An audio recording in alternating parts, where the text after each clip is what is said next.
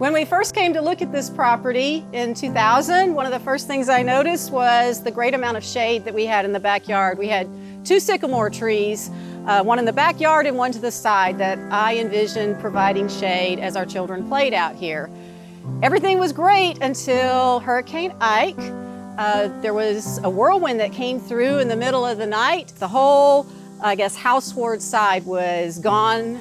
And we kind of just said, okay, well, we're just gonna probably have to take this tree down. This time came along, we saw that this side was coming back in. It was filling in as a complete tree. 12 years later, lightning hit the tree during just an afternoon's thunderstorm. It just couldn't make it through 2 massive injuries. Talked about taking it down. There were quite a few people in the family that were determined that we were going to let it try again. So we started noticing that there were shoots of new life coming all around the tree.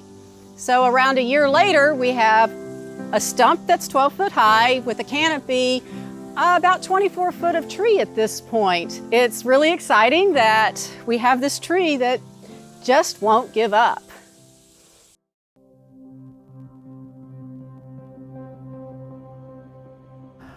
I'm standing in front of the sycamore tree that refuses to die. If you want some sense of the size and scale of the tree that I'm standing in front of, at one time it was roughly the size of that one over there. You know, it's really interesting.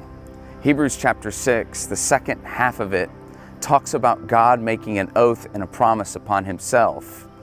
Hebrews chapter 6 would talk about this simple idea that whenever we want to make a promise or an oath, we swear upon something greater than ourselves. You see that all the time as it plays out in politics or in court. Maybe something as simple or local as like the Boy Scout. You've seen and witnessed that idea of people making an oath and a promise upon God. Well, Hebrews points out that God has nothing greater than himself, so he makes this promise upon himself and the faithfulness of that promise in the life of Abraham. What's interesting is Scripture will go on to say that Abraham waited patiently as the promise was declared, the promise was given, and then Abraham's only role really was to wait. This promise was bestowed upon him at the age of 75. It wouldn't be until he was 86 that he would try to find a shortcut to get what he wanted or what he believed maybe God owed him earlier in his life, maybe even coming to the conclusion that God had forgotten all about him and his wife. So at 86, Ishmael enters into the story. It wouldn't be until age 100 that actually his son Isaac would enter into the story. More than 25 years he would wait for God's promise to be fulfilled. You know, it's interesting. Much like this tree, circumstances and situations outside of Abraham, some within his control, some from where he was planted, so to speak, maybe even some decisions he had made, no doubt. But there were also circumstances and situations around him that certainly didn't help, much like the situation here as we see with this sycamore tree. The winds of change, hardships and difficulties, the storms of life, the collateral damage that they can inflict on us and our families, it can become really easy to understand the plight of Abraham. Starting to wonder if God's promises in your life or in mine, maybe he just forgot. Maybe he didn't mean the things that he has said to you and he has said to me. It becomes really easy to lose hope. But I want you to think about how Abraham's story would play out in God's promise.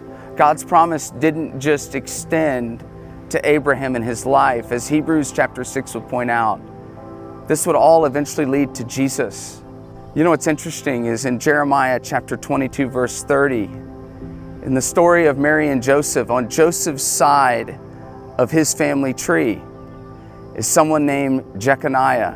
And in Jeremiah chapter 22 verses 30, there's a curse placed upon Jeconiah, saying that he will never have an heir or a son, basically who will ever sit on the throne of David.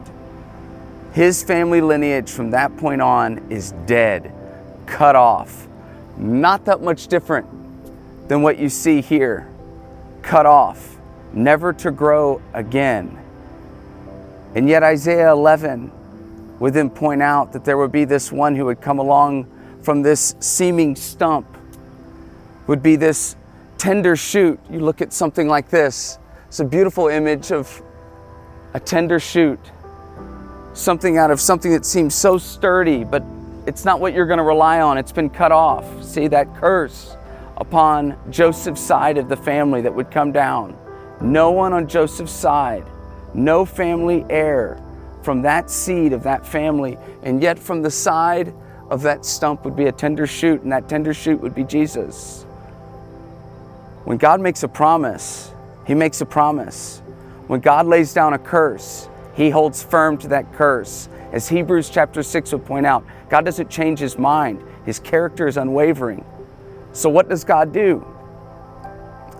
God circumvents the curse. He holds true to His promise, holds true to the curse. Mary is the mother of Jesus, and the father is not Joseph, but God the Father.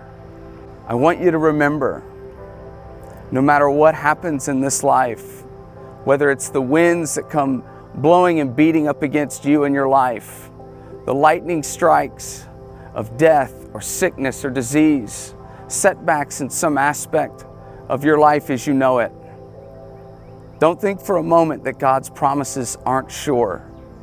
Don't think for a moment that God's character is changing or that He had forgotten about you. God was faithful in the life of Abraham, and He would see it through to Jesus. And Jesus would see it through to each and every one of us, so that by His death and resurrection, we would have life eternal with Him.